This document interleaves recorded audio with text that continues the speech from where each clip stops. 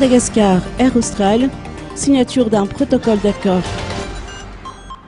Dans le cadre du processus de recherche de partenaires stratégiques, le protocole d'accord entre Air Madagascar et Air Austral, qualifié de Preferred Bidder, a été signé hier à Antananarivo.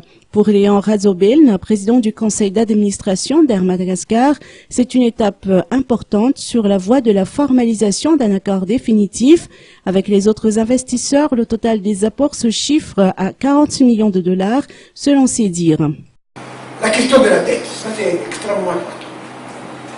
Comme l'a dit M. Boulot tout à l'heure, nous héritons à Madagascar d'une situation financière extrêmement difficile, avec des dettes, des affaires et tout ça.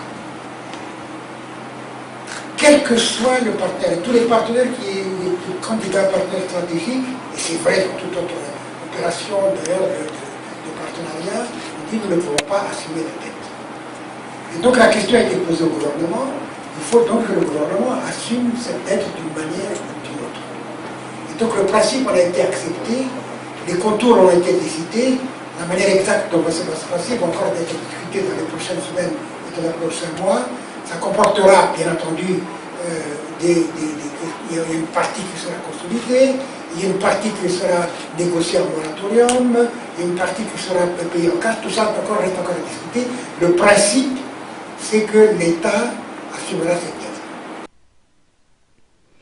Marie-Joseph Mallet, PDG de la compagnie Air Austral, estime pour sa part que cette signature marque un tournant historique pour l'avenir des deux compagnies qui sont ainsi prêtes à unir leurs forces pour un développement conjoint. Vous avez beaucoup parlé et précisé, c'est un partenariat clairement entre égaux.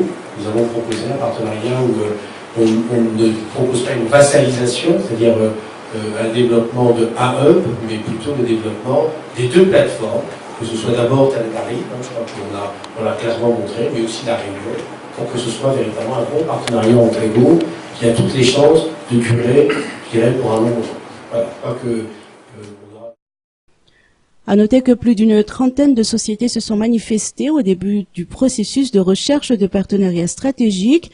Hier, l'état-mariage est entré dans la phase finale des négociations qui doit aboutir à la signature d'un contrat de partenariat stratégique le 31 mai 2017.